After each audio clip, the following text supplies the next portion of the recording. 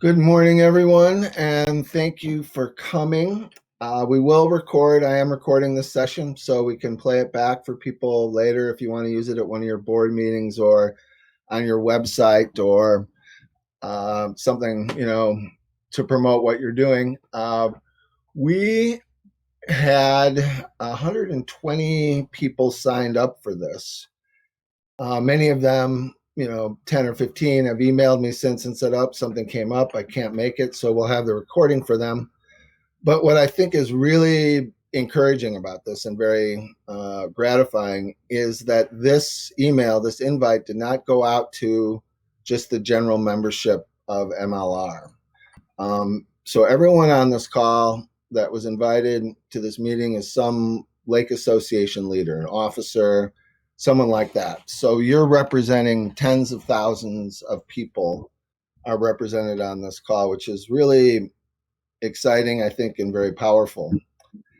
A little bit of housekeeping. Please mute yourself. If you hover your cursor over the bottom of your screen, you'll see some controls, a speaker, which is mute, and the video camera, which you can share your image. And then share your screen. We'll leave that for Mike. And then there's a smiley face. When Mike does his presentation, he's going to use a PowerPoint. So if you turn your video camera off while he's doing his PowerPoint, it will be larger on the screen. And then when we get to the question section, we can turn our cameras on and see each other and talk. And this is just how we're going to roll in COVID, the days of remote meeting. So Mike Verhoeven is a graduate student working towards a PhD in conservation science with a focus on fisheries and aquatic biology. He's at the University of Minnesota. He's in the Minnesota Aquatic Invasive Species Research Center. The focus of his current project is evaluating the factors that influence reproduction and colonization in submerged plant communities following management actions. His work utilizes observational data sets collected during herbicide-based aquatic plant management in Minnesota. So he's looking at permits and the surveys that lake associations do in order to obtain one of these plant management permits from the DNR. And that kind of, is the problem that we're taking a look at today. While doing this work, he realized that the data collection for the DNR permits in the state is not consistent from one area of the state to another or over time. And so here we've been collecting all this data for so many years, and it's not really in an easily usable format, which makes it very difficult to look at any trends. And in a time of change like this, trends are kind of important. So we're basically flying blind, and Mike is working to give us vision. So Mike will present, and then we'll take questions. A couple of things I wanted to, plant a bug in your ear as long as I have you on the horn. Save the date, April 1st from 7 to 9 p.m. Will be the Lake Steward training. So if your lake association is interested in having a Lake Steward program this summer, and you've got a couple of volunteers interested, 7 to 9 is the training for that. And we're trying to work to get some consistency across the state in how the program works and what the criteria are for getting assigned and all of that, and how we're going to roll this program out. And we'll discuss it then. The program, came to me from the Gull Chain of Lakes Association. And I was really intrigued with it because there's always been a gap between like watershed districts, stormwater conservation districts, trying to get education and shoreline restoration on the ground in the public. But they haven't been very successful. They have grant funds, matching grants available for this work in many areas, and in many areas they go unused. So this is a way to educate property owners and lake visitors about the importance of shoreline in protecting water quality.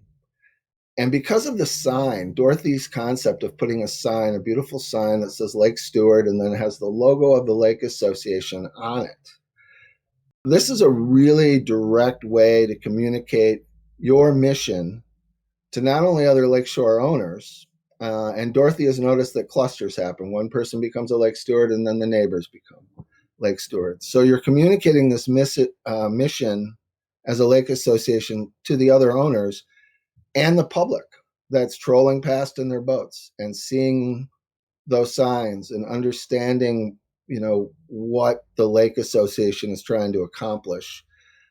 And it builds partnerships because now you're fulfilling a need that a lot of resource managers haven't been able to really get off the ground. So I'm excited about the Lake Steward program. Right now we've got, I can't see how many attendees. I think we're pushing 40 now. And one of the goals of this meeting or of MLR this year when we did our strategic planning process was the board was very interested in what we can do to support lake associations. I mean, it came out of discussions of COVID-19, and I've gotten some calls and some emails, and it's been pretty tough to get people together, to keep enthusiasm high, to bring in new leaders. And so we started to try and brainstorm about what we could do to support lake association activity and lake association sustainability and growth, if possible, in the state of Minnesota. These meetings like this, these Zoom meetings, I think are one good way to sort of connect lake associations with each other. And as we become more united and cohesive in our efforts and messaging and strategies and all of those things, more recognizable. It's almost like a kind of a branding exercise. And so April 1st, 7 to 9 p.m. is the Lake Steward training date. And then April 7th, we're thinking about having sort of a meeting to organize lake associations for the summer. And I'll be sending out an invitation to that. And think about things that your lake association is doing that you want to share with other lake associations. For instance, how do you build membership? Do you have a program that's been really good? I know some lake associations have sort of a beach captain program that's been working well for them. How do you retain members?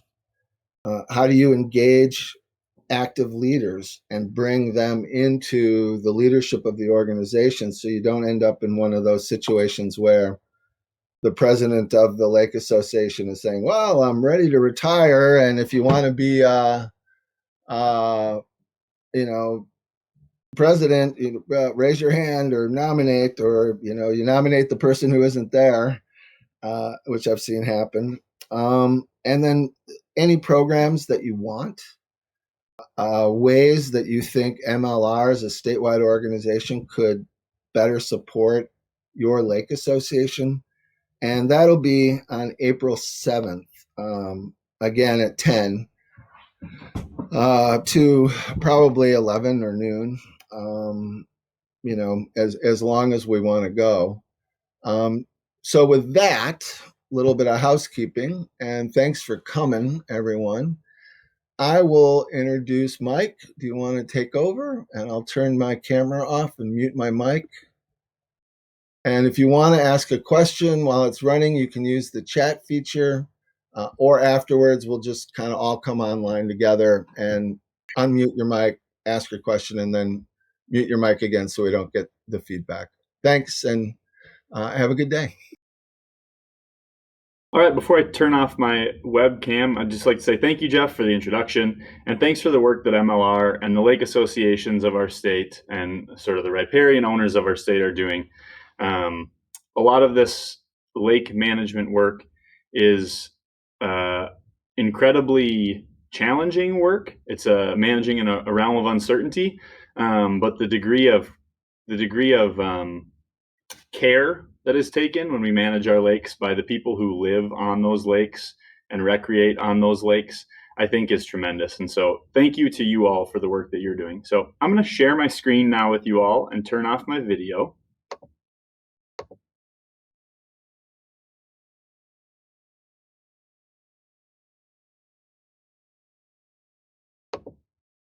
If I could ask, once I start this PowerPoint, if someone could please verify that they're looking at my slides. I am looking at your slides, and Mike, if you could turn off your video camera while the presentation is going, it will be larger on everyone's screen. So if you hover your cursor over the bottom of your screen, you'll be able to turn off. Perfect. Okay, and Mike, you've got to look there. Perfect. Okay. So, Jeff kind of already introduced the idea that we're going to talk about today. I'm going to do my best to try to keep my talk to about 25 minutes, and that's going to help ensure that we have a lot of time for discussion about lake plant data and data sharing and the various types of surveys, etc.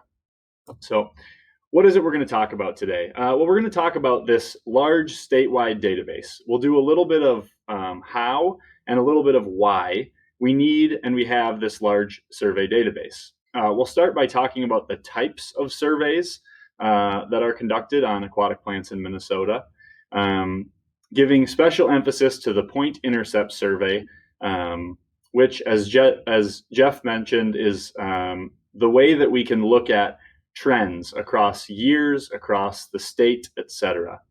We'll talk about the mechanics of what those surveys are and how we use them to feed into a larger survey database. And then we'll talk a little bit about the logistical considerations of those mechanics, how we make that happen. The why piece of the talk, I'm going to try to emphasize three big reasons for why we should be feeding our survey data into a central location. The first is going to be about logistics and why it just makes sense to have all of the data from these surveys co-located.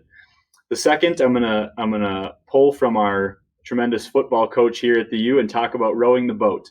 So that's going to focus on how we can look backwards in time at what we've been doing for managing AIS and help that inform what we can do in the future. And then finally, I'll talk about knowing your enemy. And this is sort of basic ecology that helps us understand the invasive plants that we're dealing with. And then I'll end with a call for you all to put your data, your lake data, to work with us. All right. So in order to talk about the different types of surveys, I'm going to take you all down to Scott County, just southwest of the Twin Cities Metro, about 50 minutes, to Cedar Lake, where I grew up.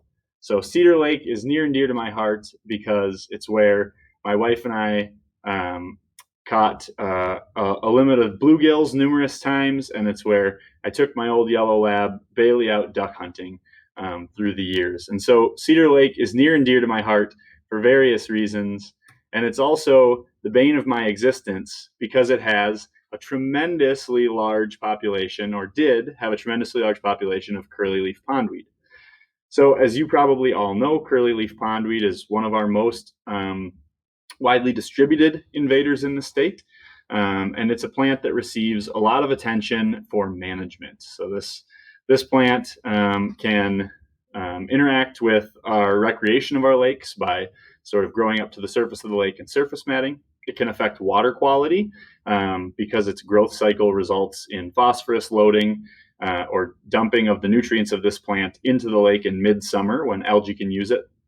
Then it's also been found to dominate over native plant communities, which have various habitat benefits for things like fish, inverts, waterfowl, etc.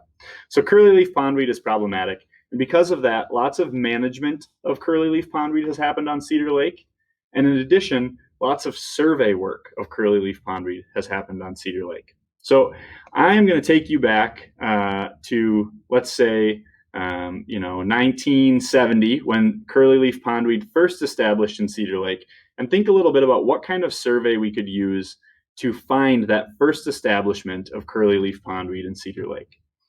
So this first type of survey that's done in the state is really a targeted survey. And the point of it is to search with a lot of effort, whether it's via snorkeling or thrown rakes from a boat, search with a lot of effort in the areas most likely to have sort of a newly established invader.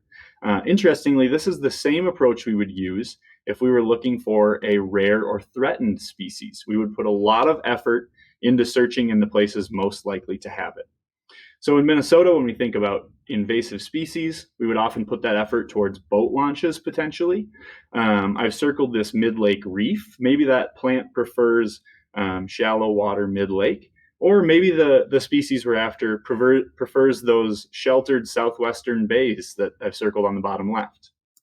Now, these types of surveys are sort of go by many names, and you all may have heard of them from the DNR as baseline monitoring surveys, AIS sentinel surveys, etc.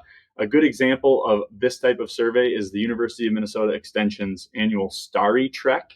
And so the point of Starry Trek is to seek out starry stonewort in lakes across Minnesota and try to find those first or early occurrence invasions. And the advantage of sort of using these high effort targeted surveys is that they give us a really high likelihood of finding something that is rare. The big disadvantage of this is that it's not easy to understand how much effort resulted in the finding of that plant in this case, or species, whatever it is you're after. And then secondly, because we don't have a good idea of how much effort went in, and we don't often have a good idea of the method that was used, whether it was snorkeling or thrown rakes, it's hard to understand trends, as Jeff mentioned. You wouldn't use these targeted searches year after year in the same lake to understand population trends for a species. Okay, so the next survey that I'm going to talk about starts to get a better idea of the geography of a plant or a species within a lake. And that type of survey is often called a Meander Survey or a Delineation Survey. So we were looking at the first establishment of curly-leaf pondweed in 1970 in Cedar Lake. And I just made that year up. I'm not sure when curly-leaf first showed up in Cedar Lake. But let's fast forward now to when I was growing up. In more recent years, where we've had this big effort to control curly-leaf pondweed in Cedar Lake, and every year herbicide management is conducted. And so often in preparation for an herbicide management effort, folks will do something like a delineation survey. And what this means is the surveyor is going to navigate around the lake, and they're going to locate the geography or the plant beds where curly leaf is found. So you can see I've made two little blobs of green down in the south bay of the lake, and those are in curly leaf pondweed. So the search method for this type of survey really depends on the type of plant. So for curly leaf pondweed, you really aren't going to be able to see the plant emerging from the water like you can with this flowering rush invasion. And in the case of Cedar Lake, you really can't use a pair of polarized glasses to see into the water to observe curly leaf pondweed, like you might do in Lake Minnetonka. Cedar Lake has pretty low water clarity. So in Cedar Lake, when we're conducting this type of delineation, we use something called the thrown rake method. Many of you are probably familiar with this. The thrown rake method is essentially a double-headed gravel rake or garden rake, metal rake, that's thrown over the side of the boat, dragged through the plant community, and we identify the plants that are pulled up on that rake. And so you can see what I show here are a set of dots where during this delineation survey, the surveyor has thrown that rake out the side of the boat. and importantly, noted how much of each species of plant was observed on the rake. So this is the method that's used at the point level. It's called the thrown rake method, and I'll carry this forward in just a moment here. What you can see if you zoom into that one spot is that this delineation survey allows you to understand at a high spatial resolution where this plant bed might be and potentially where treatment is sort of best focused. And one thing that is sort of a hiccup of this, which again makes it hard to use these data in trends, is that the surveyor never put any focus effort out here in this lake, and they never put any focus effort in here. So you have entire areas of the lake that may not have been surveyed. And even in the areas where they did survey, the amount of effort is really dependent on how many times the surveyor decided to throw the rake. Now, in the case of these delineation surveys, the surveyor is making those choices in the field based on what they're seeing this plant bed looking like. But again, that lack of control for effort makes it hard to use these data for looking at trends through time. Again, this survey has a couple of names as well, often called Meander surveys and delineation surveys. And in terms of price, I should have mentioned, these surveys are often medium effort, meaning that they cost somewhere in between what a targeted sort of AIS baseline survey and what a point intercept survey would cost, which is what I'll show you next. So the point intercept survey gets around the issue with controlled effort in numerous ways. So to do a point intercept survey, the agency or lake association or consultant is going to drop a grid of points on a lake and then trim those points to just fit within the lake, or sometimes only within an area of interest in the lake. For example, you could do a point intercept survey just in the South Bay of Cedar Lake. Again, we're going to use that thrown rake method, dragging the rake across the bottom of the lake, importantly for about 3 meters, because that garden rake is 1/3 of a meter wide. That gives us a fixed effort at the sampling point. And then at each of those points, the surveyor is going to write down all of the species observed on that rake. And this type of survey is often called a point intercept or a grid point survey. And as I mentioned, it's the survey that sort of gets around these questions of effort because it has control at multiple levels. At the point level, each surveyor is doing the same type of method. They're throwing that rake or using a rake on a pole to drag across the bottom for 3 meters, pulling it up and identifying all the plants on there and assigning them a local abundance or rake density like I showed you before, 1 through 3. At the lake level, the number of points put in the lake helps us understand how much survey effort was taken to get an estimate of plants. And I'll show you what I mean here in the next slide. So you can see in this survey across 3 different years of surveying Cedar Lake, each X shows a point where curly-leaf pondweed was not found, and each yellow dot shows a point where curly-leaf was found. The DNR at this point in time was using a 4-level rake scale. So that's 4 being the most abundant sites where it was found, and 1 being the least abundant on that sampling rake. But what we're able to do is, because this survey has fixed effort across years, we can directly compare this through time. And interestingly, because of this grid of points, or this sort of controlled way of sampling, we could actually compare these surveys even if the number of points was not the same in each year. And I'll show you what I mean by that in a minute. So through time, what these surveys give us is an idea of how these plant communities are changing. So often we talk about frequency of occurrence. Frequency of occurrence is essentially the percentage of points where a plant was found. So you can see in 2006, it was about 50%. And as you move forward in time, you can see this decline. Something you'll see in my slides is sometimes I have these plots shown like this. Black lines are surveys that were done during the June timeframe, and that captures the peak growth of curly-leaf pondweed. red surveys were conducted around April or May, which give us kind of an early season understanding of the abundance of the plant. So there's a lot of data contained in these surveys.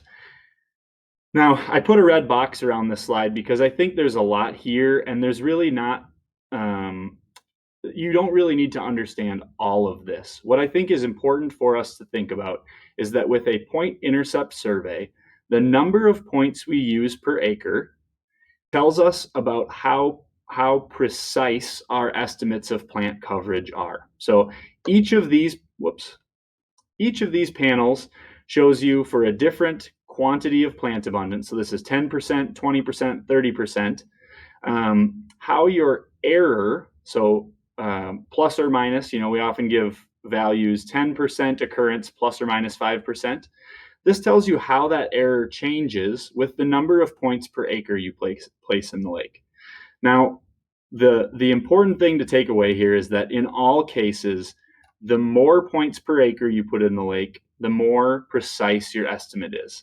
So what this tells us is we can use math to quantify how precise our estimate of plant coverage is using this point intercept survey.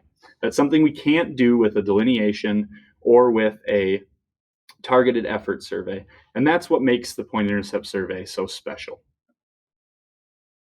So this idea of looking for trends across the state and understanding what's happening with plant communities is sort of facilitated by this broad landscape of lake managers. So on the map, you can see in gray are named lakes in Minnesota. In maroon are lakes in Minnesota where curly-leaf pondweed is known to exist. And in orange are lakes in Minnesota where curly-leaf pondweed is managed. And so what we did in this sort of project and what we're continuing to do is take all of these data from individual lake managers across the state and start to align them with one another. That tells us what Jeff was mentioning, trends through time. This is the way that we can look backward and row the boat by looking at what we've accomplished so far. So these are just trends for curly-leaf pondweed abundance through time for about, what would that be? 45 lakes or so. So now I want to talk a little bit about the logistics of making it happen. What are the mechanics of how we made this work? Well, many of you have probably seen reports like that I'm showing here.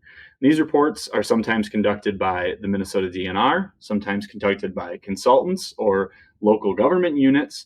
But importantly, we often look at these reports without appreciating the fact that underlying them are data sets. And it's those data sets that give us a unifying thread that we can use to tie all of these surveys together. So the critical piece of building this statewide database is that we had to use surveys that were conducted via the point intercept format, and we had to use only those that were stored in an electronic tabular form. And what I mean by tabular is something we think of as typically an Excel or grid-based format. What that allowed us to do was to avoid having to actually do data entry on thousands of surveys. So this was an efficient way to get an understanding of these trends through time for plants in Minnesota. Now, what is in those tabular data or those survey data? What you can see is that for each point that was visited in the lake, the surveyor has observed a number of things, including the species that they found there and the depth that they found them. And at each of those points, they wrote down that rake abundance that we talked about. So how much of each species was found on that rake. And we can take those data, and again, I put a red box here because there's a lot on this slide, but I don't think you need to really get it all. So let me walk you through what's really critical. We have this data set that I show in the background, and what can happen is it's uploaded and processed and stored to a database. So in that uploading and process piece, we have already implemented some quality control and quality assurance as the researchers, but in the future, we will have this automated system where a surveyor uploads a survey and they automatically get a report about that survey. And importantly, those data are checked by the surveyor. So they're required to be uploaded in a certain format. And that puts some QA/QC on our process. So there's a lot that happens on the university side, various types of research and plugging things back to the DNR so they can understand the monitoring these plants and long-term trends. But we also have this data viewer that we're working on now, should be out within the next month or so, where anyone across the state can zoom in on their lake and can look at all of the surveys that have been conducted for their lake. In total, by using this sort of stitching together data method, we've ended up with an incredible data set. As it stands, we have the actual survey data for years 2000 to 2018, and we're working now on processing 2019 and 2020 data inputs. And in the end, we have over 3,000 actual surveys of Minnesota lakes. So that brings us to the why. Why should we be doing all of this work to bring all these data together to one location? Well, I think this is where it's important for us to step back and remember that lake management in Minnesota relies heavily on lake associations, folks in our agencies, folks in our local government units like watershed districts and soil and water management districts. And it's important to remember that we all have to use data in order to make those decisions. Those long-term trends can be used for research, but it's really important to remember that if we want stakeholders, meaning you all, engaged in contributing to a database, we need to ensure that database is going to get mileage out of those surveys for everyone. To illustrate this point, I think it's important to note that while there's variation in how much a point intercept survey costs, depending on the size and the number of the lake and the number of points you want, let's say a point intercept survey costs about $3,000. We know of at least 4,300 surveys that have been done for the state. Now keep in mind, we only have about 3,400 data sets for those surveys, but we know of 4,300 that exist. And so in total, that's a tremendous amount of monetary effort that has gone into understanding our lake communities. And if those data were only used to manage a single lake and then were left to collect dust in a file drawer, or if they were only used to manage 2 or 3 lakes within a watershed district and then left to collect dust in a file drawer, I think it'd be it would be a lost opportunity, excuse me. And the same is true of researchers compiling these data for their own uses only. If I was to put these data together and write 2 or 3 papers and not make sure that they're fed back to the greater stakeholders of Minnesota, I think it would be a huge lost opportunity. And I'd like to illustrate what those opportunities are and how we can make sure we're capitalizing on them. So in order to do that, I'll talk about the logistics, why it makes sense to put everything in the same place. I'll talk about rowing the boat, how we can steer our future management by looking back at what we've accomplished. And I'll talk about that know your enemy piece, how basic ecology can inform our strategies for management. So just the other day, some folks at Minnehaha Creek Watershed District reached out to me, and they asked about data for Minnehaha Creek within their watershed district. When they had gone to compile their long-term trends, what they found was that over the years, they hadn't done a good job with consistency, with keeping all of that data in a format that made it easy to analyze. Well, because we had already gone through the work of stitching these data sets together, they were able to reach out to us and ask us what data was contained within their watershed from our survey database. So you can see the map on the left shows all those surveys for the state, and on the right shows the surveys that have been conducted within Minnehaha Creek Watershed District. What we found was actually pretty darn neat. We found that while Minnehaha Creek Watershed District was the greatest contributor of individual surveys to their watershed district area, the surveys coming from other sources actually outnumbered their own agency efforts or unit efforts. So this really shows the why it makes sense. Logistically, if you want to make the best decisions for managing water in Minnehaha Creek, you want to use as much data as you can. And what this slide shows you is that those data are about equally distributed between other folks contributing plant surveys and the actual watershed district itself. All right, so the next thing I'd like to talk about is looking backwards, rowing the boat so that we can steer our future management based on previous experiences. I showed you this slide already, and what I think is often happening across the state is managers are doing a really good job of collecting data and managing an individual system or a watershed, etc., using data from within that watershed. But as I mentioned, those data often get lost in a file drawer after they're used for that survey.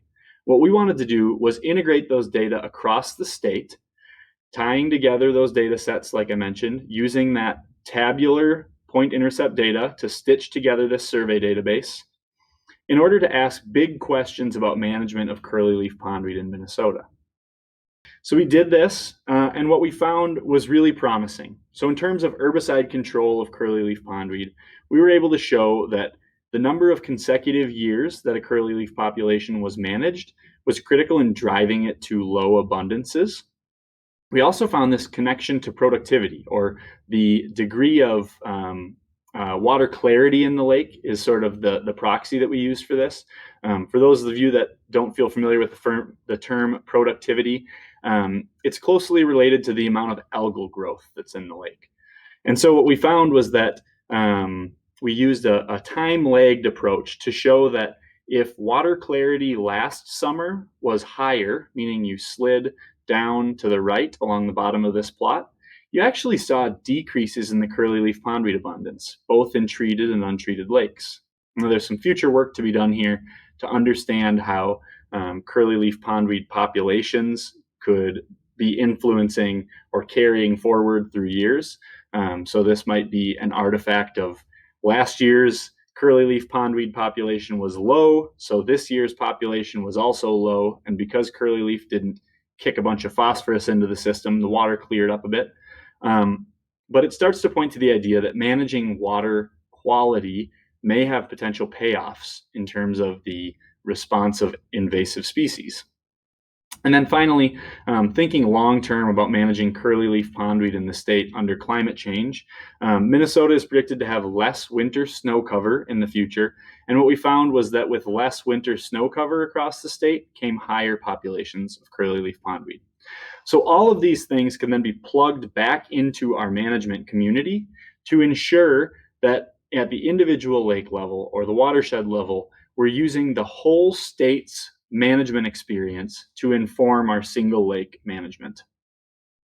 The last piece that I'd like to talk about, the last why, is that basic ecology research. This is the know your enemy piece.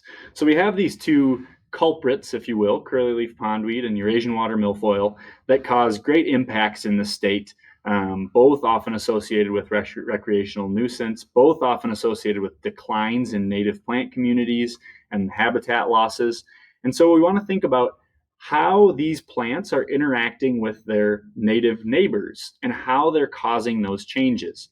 So what's awesome about our database is that we don't only use the observations of invasive plants. This includes all the species that were observed in those surveys, which leaves us with over 500,000 observations of both native and invasive species. And so we can use those to understand where these plants live. So when we think about where these plants live, I'm talking about within the lake, what is the depth that they're most likely to occur at? What is the amount of light that these plants need? So you can think of curlyleaf pondweed sometimes living in really dark waters because it grows in the spring when those really turbid lakes are a little bit more clear. And that growth time period, like I mentioned for curlyleaf, informing what time of year these plants are growing. And so we talk about that in ecology as the niche. And the reason the niche is important is because when a plant has a greater degree of overlap with the niches of its neighbors, it's more likely to competitively exclude them. So we looked at the niches for these three species, and we found that curlyleaf pondweed tends to grow darker, deeper, and earlier than native species. On the other hand, Eurasian water milfoil had a high degree of overlap with those native species. So this is really important for two reasons. One is that we see these species both having strong effects, negative effects on the lakes they're invading.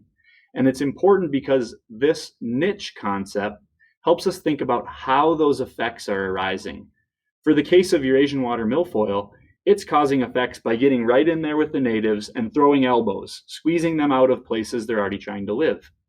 But on the other hand, curly-leaf pondweed is dominating or succeeding in these plant communities by actually avoiding competition with those natives. It's choosing to live deeper, darker, and earlier in places where natives aren't occupying. So that's the first piece. This work can inform how these species cause impacts. The second piece is it can inform what we might expect from management of these species. Because curly-leaf pondweed is living in deeper, darker, earlier places, we can expect that removing curly-leaf pondweed isn't likely to elicit natives to take back those places where curly-leaf lived. And that's because these niches show us that natives really aren't living in those locations. On the other hand, removal of Eurasian water milfoil directly can allow those natives to regrow and reestablish because you remove that competition. So looping back one more time to curly-leaf pondweed, when we think about this niche and what it tells us about curly-leaf pondweed, it tells us that management of curly-leaf pondweed should not just focus on removing that local competition, so removing curly-leaf from small areas, but instead influencing the whole population of curly-leaf in the lake, because it is causing problems likely through changing the dynamics of the lake. For example, loading the lake with phosphorus midsummer. All right, so all of that work sums together why I think this is so important. It just makes sense to have all of our data in the same place, because whether it's researchers or lake managers looking to make decisions, having more data makes us more informed. The second piece is that when we're making those decisions, if we can row the boat, look at everything we've done and make decisions about where we're going based on that, we can be a stronger management community making better decisions. And then finally, folks like myself that are interested in the ecology of these plants also have a role to play, because that basic ecology can inform what we expect these plants to do. So I show this slide because 2 years ago, I actually gave a talk at the AIS Summit, or a poster, excuse me, and I gave out these postcards. And what we asked folks to do was to email MACERC if they wanted instructions on how to contribute their data. But what we found in the past year or so was that we actually need folks to email their consultants to ensure that those data get to us. And the reason for that is that it is your consultants who have sort of conducted these surveys that often aren't able to share data with us without the permission of the Lake Association. So my advice going forward is that if we want to populate this map more, we need to incorporate everything we've learned about these surveys. So if it's possible, a point intercept survey allows, in comparison to the other surveys, point intercept survey allows those data to be tied to the whole statewide understanding of these plant communities. And it's critical that we get those tabular data, and that needs to come from your consultant. So I dropped a note in the chat right before this, but one of the things we're asking stakeholders to do is reach out to their consultants or their local government units or their agency folks and ask them if they have shared the surveys that have been conducted on their lake with the University of Minnesota. All right, with that, I am going to stop my screen share, turn on my video, and I would be happy to open the floor for discussion.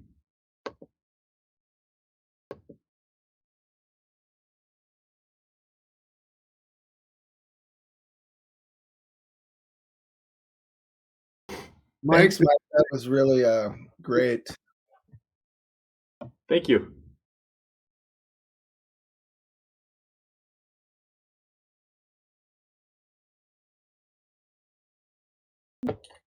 Hey, Mike, Joe Schneider here. Interesting stuff. A couple thoughts. Minnesota COLA can help provide communication to lake associations to get them to do what you ask, but it would be really good if you would create a standard form that the Lake Association could assign and send to each of their providers who do the work, on giving them authorization to share with the U. So if you haven't got one of those, can you get one of those and get it to me? And then I think the second point is the past is the past, and we can't go back and, to the extent that there are point intercept surveys that we can get, great. But to the extent that they were done with some other mechanism, that's bad, right? Does that data also help you in any way, help create the database, even the meandering surveys or any of the other models? That's a great question. So I'll go to the first one before I forget about it. That's a great idea. So I think to reiterate what you're thinking is some boilerplate language that can be used to pass to your consultant to say, I, as the consultant, will be sharing the point intercept results, the data from the point intercept with the universities. Well, I think it's from the Lake Association. The Lake Association sends this thing to the consultant to say, we give you permission and we ask that you do this. Yeah, that's a great idea, and I will put something together and pass that along to you all. Yeah, great. Yeah, and then the second question I think is really important, and it's a little bit harder to switch between slides than I thought it was going to be. But I did blink the slide onto the screen there at the end. So in this project, I have chosen to only use point intercept data that are available in this electronic format because the amount of work that it would take me to integrate non-electronic formats was too much, and because bringing together Meander surveys, targeted surveys, and point intercept surveys is a real statistical challenge, and I didn't have the means to target that challenge with this project. However, I would encourage you to go to MASERC's website and look at cross-cutting programs, and you'll see that Professor John Feeberg here at the U has actually just started a MASERC project to understand how you can integrate these different data types to do a better job of monitoring AIS across the state. So that's an extremely good idea, so much so that MASERC just funded a project to try to understand how to do it. Mm-hmm. Meg Durr also suggested that moving forward, it might be an idea for lake associations to write required data sharing into their treatment or survey contracts. So as you're contracting with, some provider, lake service provider, you could write that into the contract. Dave Hill. Jeff, I think you ought to go the other way. We ought to get to the Blue Water Sciences and the R&B labs and the other groups that are doing this, and give them the boilerplate data that we would ask that they add to their contract. Right. Well, it for people to begin thinking about it, because being able to share the data makes, if you have to do a point intercept study, it's an expensive thing to do. But if there's added benefits, you're getting more value out of the expense, I would also like to add that, one of the things that we found was that in general, our consulting firms in the state have been ecstatic about sharing these data and making them sort of available in a format that works for us. We have run into hiccups along the way, for example, with R&B labs, where the issue was basically that R&B has a customer agreement that doesn't allow them to share those data. And they also can't share with me the names of the lake associations that have conducted the surveys.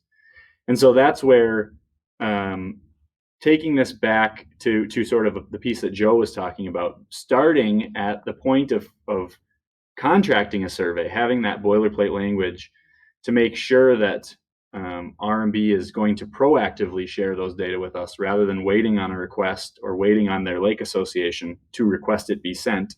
That would be an absolute step in the right direction. Yeah, and you can do it retroactively. You know, the lake association could sign a document with the provider that says we give you the rights to send all previous data as well as data in the future. In the chat, Dave Hilber said, question, how do we know if you already have their lake data? Is there a way to check and see if you've got their data or if they need to make it available to you? Yeah, that's a great question, Dave. So what I'll do is I mentioned in about a month, I will have this interface sort of polished up. So we are going to work to make sure that it has a little bit more than a simple data viewing dashboard appearance. We want to make it sort of aesthetically pleasing and the user interface workable. But what you'll be able to do, Dave, is go to macirc.umn.edu. You'll be able to go to our project, and you'll be able to view essentially a map of Minnesota. You can click a drop-down menu and choose your lake, or you can type in the name of your lake, or zoom in on that map to your lake, and you'll be able to see all of the data that we have or that we know exist for your lake, and all of the data that have been contributed to our project. So there's, as I mentioned, about 1,000 surveys in the state that we know exist, but we haven't gotten access to them yet. So you'll be able to look at that. And when we have that standing on its own two legs, we'll pass it along to the MACIRC mailing list and also to Jeff Forrester here to make sure that that's spread far and wide.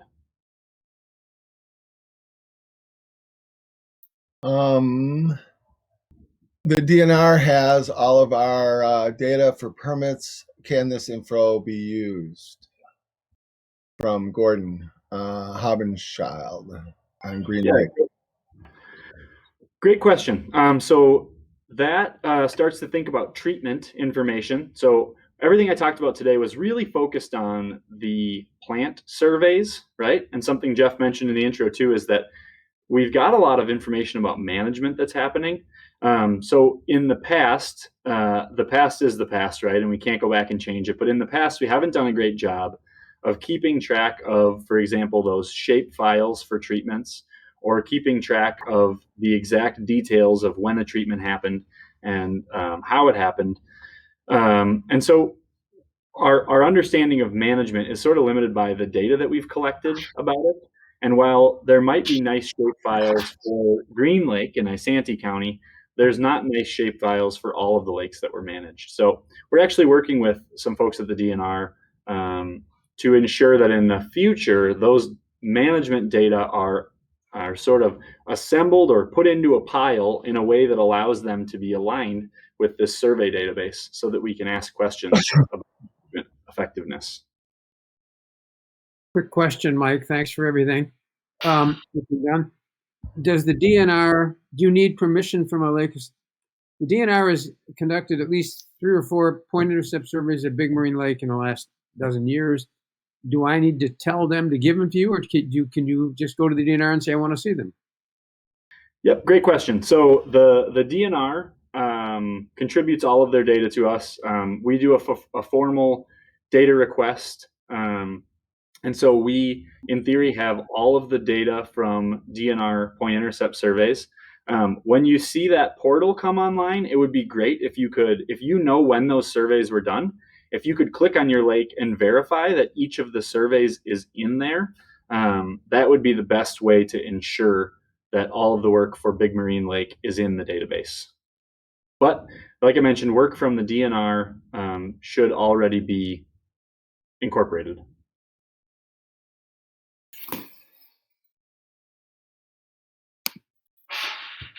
Okay, Mike, I'm gonna hog one more time. You know, there is a significant cost differential between full-fledged point intercept surveys and everything else. On big lakes like Minnetonka and lots of other big lakes in Minnesota, that is a huge price tag. And the one thing I think none of us would want to have is the DNR standardizing on point intercept surveys for the whole lake before they allowed a treatment plan to be executed. So we got a little bit of a slippery slope here. Yes, from a knowledge and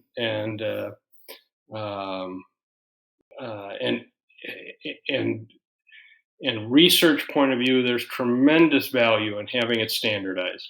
But from the point of view of the everyday lake association and the costs that are coming to lake associations, it is a big ask. Yeah, that's a great point. And I think it's something that I tried to start with talking about how each survey has a role to play, because I think it's something that gets lost in my research sometimes, is the fact that the point intercept is not always the best survey for the task at hand. So there are a number of ways to monitor populations at lower cost, and that may include things like Meander surveys or targeted surveys.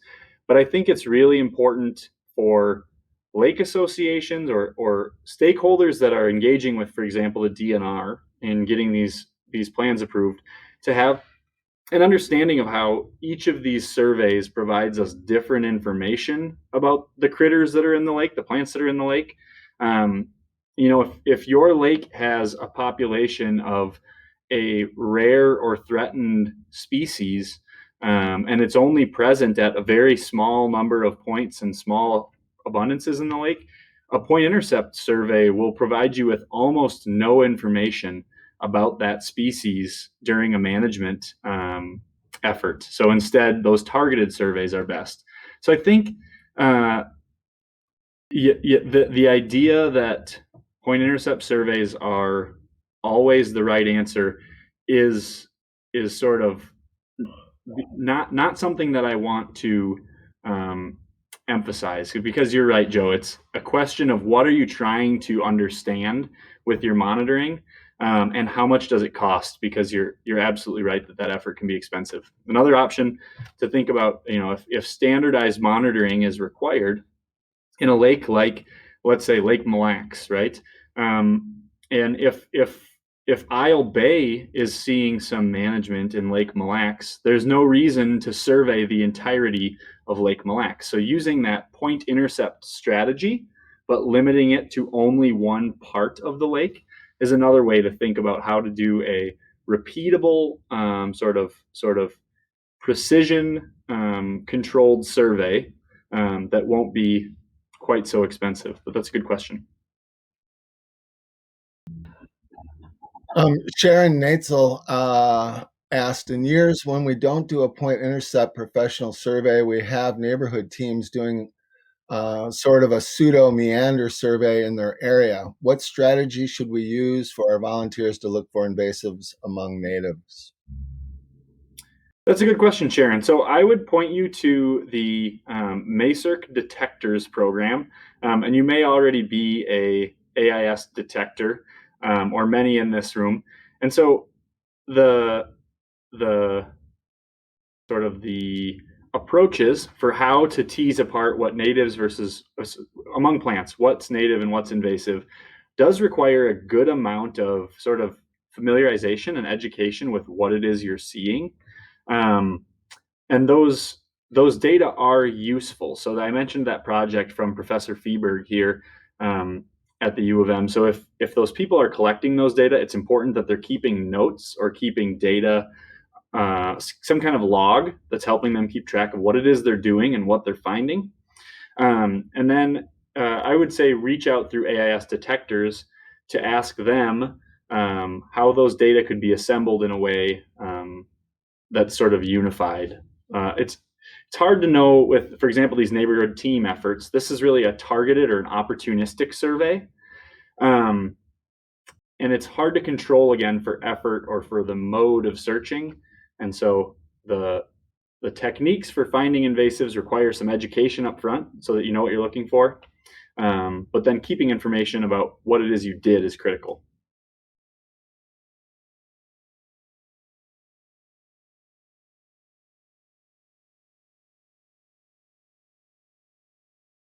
So, Mike, getting to back to Joe's point about the slippery slope, have you heard of any efforts, maybe funded or unfunded, to increase the number of point intercept studies? I mean, one of the things, I have a map on my wall here in the office that is called the Marshner Map, and they went through the survey points or the survey journals of the original surveyors of Minnesota, and it's very detailed for the plant communities that existed in Minnesota pre-settlement. We've got nothing like that for plants. We have aquatic plants. We have no idea historically what grew where, and as things start to change from climate impacts, have you, is there talk of funding kind of a large scale survey effort? That's a great question. So I think it's important to note that of the 4,000 some surveys we know exist in Minnesota, well over 2,000 of those surveys were actually conducted by the Minnesota DNR. So the Lakes and Rivers program is every year conducting surveys for what they call baseline monitoring. So it's to develop an understanding of those plant communities across the state with a particular focus on places where they think there's risk of loss of those plant communities, whether it's because of hydrology changes or development changes or climate vulnerability, et cetera. And then the other sort of half of those 2,000 surveys comes from the wildlife program, who's monitoring wetlands primarily for waterfowl. So we do have data. So those data only go back to about 2000-ish. We do also have data that are disparately located that include surveys from early surveyors of Minnesota looking at lake plant communities that could potentially be assembled in such a way that they would inform us about something like a Marshner's lake version of the Marshner's map. And I don't know of efforts to compile those data into this historical presence for Minnesota. Mike, I've got another comment suggestion. You mentioned point intercept surveys for a portion of the lake. So Big Marine Lake in Washington County is 1,800 acres. So it's a decent sized lake. It's clear water. So if it's sunny and calm, you can see down 15 feet, but that's kind of rare. So one of our board members, Jeff Dahlberg, has been experimenting the last couple of years with other ways to quickly determine where, in our case, Eurasian water milfoil might be growing. Last fall, about in October, he set up his fish finder and his sonar on his boat, and he dragged a fishing lure. So as he drove around the lake where we knew Eurasian had grown, we know where it grows there. If there was a standing plant or a group of standing plants in October, it was not likely to be natives. So the fish finder would identify a group of standing plants, like 100 square feet. He'd pull his lure up that he was dragging, and he'd see if it was Eurasian. And he found 10 little spots of, 100 square foot spots that we would never have known they were there. Another thing you can do, he's going to work on it this spring. He's purchased a $600 very nice underwater camera. Maybe he got a couple of them. He's going to work up a bar under the boat. Eurasian starts earlier than the native plants. So we're going to get an idea of where the young Eurasian grows by dragging a camera underwater in some method. So there's ways that you could find a bay or an area, a polygon, a couple acres or whatever, without having to look down, without having to rake. You can do it quite quickly. And then you can get more detailed on that spot. So there's some methods that could be used that I don't think your people are using now that could help say, okay, let's do a point intercept in a given area because we know there's some activity going on. So yeah, I think you make a really good point, and I think it's an important point to drive home that the reason that the point intercept and the thrown rake survey has sort of dominated the way we sample our lakes is because it sort of sucks to try to sample aquatic plants. It's hard. They live underwater, right? If they were in a prairie, we could walk out there and do any number of methods to identify what's there. In the case of Big Marine Lake, the water clarity is high enough that you can use a camera to look at those plants.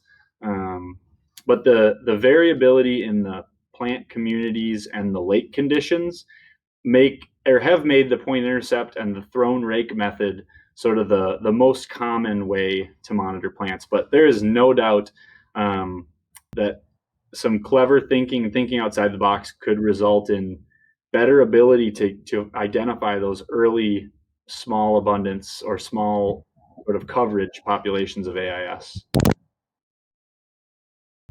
Mike, have you heard any talk of using eDNA?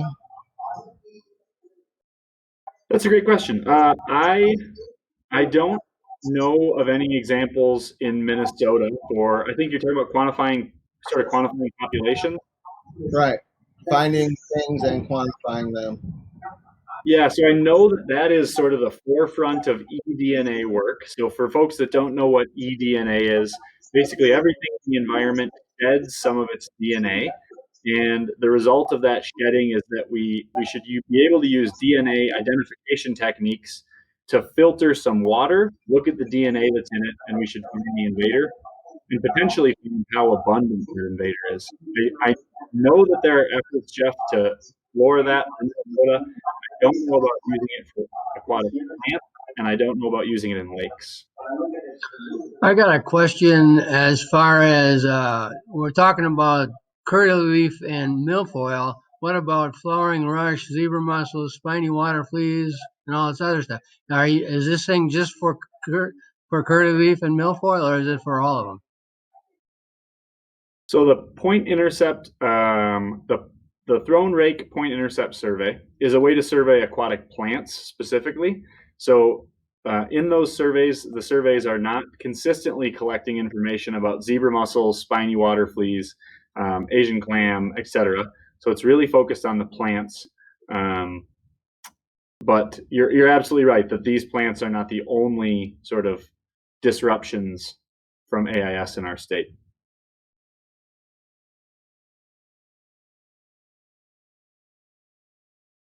And Nancy Mergens writes, just to be clear, the delineation survey that is required for a grant through the DNR, are those delineation surveys sent to you from the Minnesota DNR? And would it be helpful to record what our AIS monitors to put our data on EDS maps?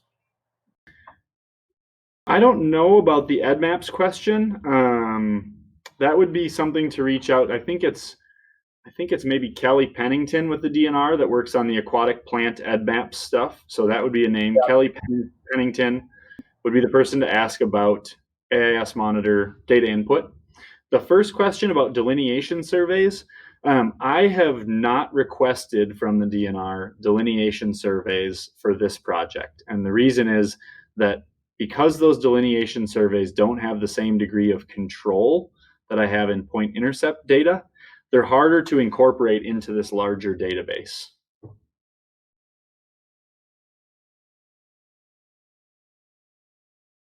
And Gordon on Green Lake writes, Michael mentioned that lakes should not only focus on treatment of invasive curly pondweed, but also address native curly leaf pondweed too, which I agree with, but our DNR seems not to agree with that approach without comprehensive DNR plant management plan. Is there a precedent you can reference either via the U of M or MLR? That's a good question. So if I'm understanding it right, Gordon's talking about managing invasive aquatic plants versus managing native aquatic plants. And both are possible and both are carried out in the state. We have to be careful with managing aquatic plants because they're basically really valuable habitat for various things, from fish to waterfowl to inverts. And then we have the potential interaction with water quality if we do too much management of aquatic plants. So I assume that is why Gordon's mentioning this comprehensive DNR plant management plan. I don't know. I can't sort of directly address what the DNR's standpoint is on that, but I'm assuming that the DNR is trying to weigh the need to control these plants for their recreational disturbances or their native plant community disturbances with the potential for causing problems, for example, loss of habitat or changes in water quality. I hope that helps somewhat, Gordon. And Jim asked, are there enhancements to data collection methods that can be made to a meandering survey to make it useful to MACIRC in your data set? Yeah, if I could add to that, Mike, our contractor does quite a few meandering surveys, as everybody else does. And he does collect, I was just looking at his reports on my other PC over here. He does come up with rake density ratings. He does fix GPS locations to every point, but it's a meandering survey, so there's no reference to the previous year or any other survey. My question is there a way that can be useful for your larger data set? Yeah, that's a good question. I think that's what Professor Feeberg is working on now, incorporating these different data types together. I wish that I had a better answer for you right off the bat, Jim, but we know that those data are useful. We know that they're the most useful and sort of most efficient way often of quantifying these plant beds, right? That's why we're doing them as lake associations or consultants. But because that data collector is also recording where they sampled and how much they found, those data should be able to be incorporated or sort of aligned, if you will, with all of the other data that's been collected for your lake or for all the lakes in the state. I just don't have sort of the answer yet to how the mechanism of how that can happen, how those can be overlaid with one another in a way that allows comparison.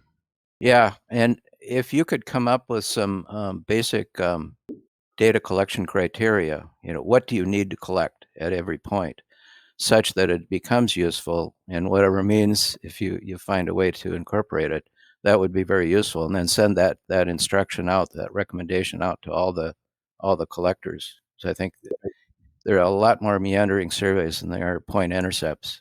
So, Jim, I think it's kind of important to note that this is sort of the opening conversation in this effort. Oh, I understand. Like just starting out. And this area of data collection and standardizing data and bringing it together for the benefit of, really the state of Minnesota, but also lake associations trying to make good management decisions, effective and economical. This is sort of the very start of it, Good start. Yeah. Hey, Jeff, this is Kevin Farnham. Mike and I have had some conversation, quite a bit actually, on kind of talking about this and going back actually even quite a while. And I think the opportunity, the way I kind of look at it, is the opportunity for the lake associations is knowing what kind of survey Mike needs to try to incorporate that data. If we as a lake association are hiring out a survey for a permit or just to do a vegetation baseline study, knowing that a point intercept is the one that can help, it can get a dual purpose. It can help Mike. And if we know that, I think it behooves us as lake associations to kind of ask the question of whoever is doing the survey to say, explain to me what the difference is in cost. Let's figure out how we can combine these two things together, get a double whammy for our money, and get that information. We want that information in a form that either you can send it directly to Mike or give it to us and we can send it to Mike we just need the raw data because he needs the raw data. And so that's kind of the opportunity. What the biggest fear is, and I've expressed that to Mike, is that if we go too far, if he goes too far with it with DNR, it will all of a sudden become a requirement. And I think that there's an opportunity to get a lot of this kind of voluntarily, knowing if lake associations know this is what they can do to help. I mean, we're all of us on this call are all about the lakes. And if we know what helps, we can go that way. But it does, I will admit, because it's bitten me twice.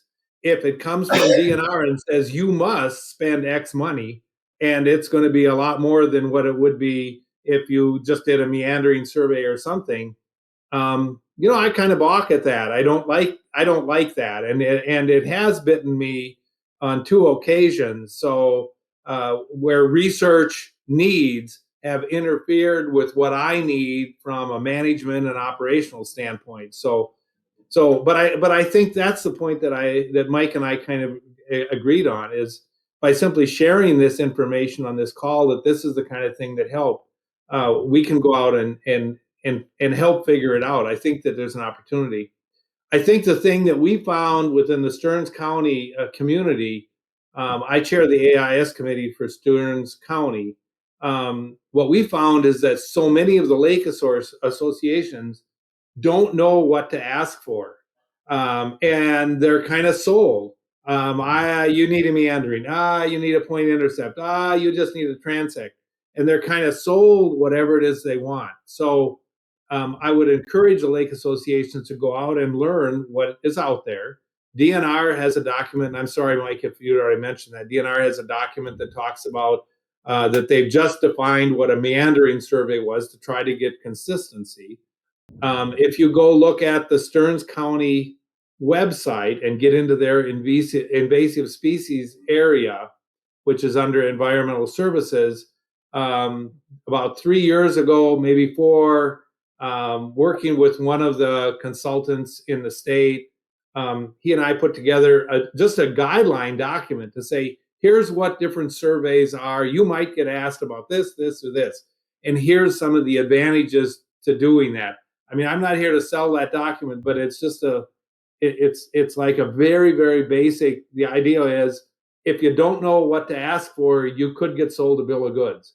And I think, Mike, you'd be more than willing to help. I'm assuming you'd be more than willing to help if people were even to contact you and say, hey, this is the kind of survey that's being recommended. What do I really need? This is what we're trying to do. So anyhow, thanks. Yeah, absolutely. Yeah, Kevin, you make a really important point. So I'm dropping a few files into the chat, and they're online. They're from the Minnesota DNR, and they give you some information about that Delineation Survey, what it is, and that AIS Detection Baseline Survey and what it is. And there is also a guide to point intercept surveys. I think a disadvantage of all of those educational materials is they are absolutely a fire hose to the face. And I don't think that you actually need all of that information to make this decision. The AIS Detectors program, if Meg Durr is still on, maybe she can tell us which sort of modules it's in, but I know the AIS Detectors program talks about choosing survey types, or which types of survey are most useful for different purposes. But I actually see a sort of an opening there for MACERT to contribute in helping choose survey types based on what the question at hand is, because that's really the important thing to know. Is each of these survey types have their purpose. Meg's chiming in here that she thinks it's covered in the new AIS Management 101 course. Each of these survey types has their purpose, but what I think is really important, maybe in a self-interested way for my database, is that if your survey that's chosen is a point intercept survey, I think it's a real lost opportunity for all of us if it's not moved to this central storage location. And Meg also dropped the registration for that AIS Management 101 course in the chat. Mike, sorry, as Kevin I am more than happy always to answer emails or questions about choosing survey types. Keith raised the question, do all consultants do point intercepts surveys the same way? Is there agreed upon protocol for density of points, observations recorded, etc.? Yeah, great question, Keith. So one of the advantages of a point intercept survey is that it's largely consistent among surveyors. So at the point level, everyone is throwing the rake, this double-headed rake, out of the boat, or they're using it on a pole. They're dragging it for a 3-meter segment and then looking at it. Or nearly everyone is doing that. But there are, of course, some sort of variants of that. And then there's variants in terms of, you asked about recording observations at the point level. Some folks are using different rake scales. Statistically, we can deal with some of those things, like people using different rake scales or different surveyors being better or worse at taxonomy. However, the questions of like how many points on a lake and stuff like that, that is covered inherently with the point intercept survey because of the way that survey is sort of designed in that controlled way. I showed those little curves that show more points equals more precision. That's built, sort of baked into the point intercept survey, as accounting for the number of points that we sample. Well, I'm not seeing any other questions. And Kevin, to your point about this leading to lake associations being required to do these surveys more often, I think that would be a mistake because a point intercept study isn't always the best choice for what you're trying to do. So we will proceed with the understanding that that's the case. But when you do get stuck and you have to do a point intercept study, at least there's more value there, is what we're thinking. And our decision making should get better over time, and our understanding should increase over time. That's the hope. Hope springs eternal, and it's supposed to be 50 degrees today, so it's a good day for hope. Unless anybody has any other questions, we're heading on to an hour and a half here. Thank you all for coming. I know these are challenging days, and it's really gratifying to know that people are still, working to protect Minnesota's lakes. Oh man, Mike, do you have anything else to add? And we can say goodbye. And I'll see you on the 1st, April 1st, 7 to 9 is the Lake Steward training, and April 7th is kind of a meeting of Lake Association leaders. Yeah, thank you for the opportunity, and thank you all again for the good work that you're doing. Keep it up. And motivate management from the stakeholders. It's cool to see management in Minnesota from the stakeholders up. And Mike and I are going to continue to be in contact on this stuff, and as things happen, look for information from us. We'll keep pumping it out. Thank you all. Have a great day. Enjoy the sun and be well. You too.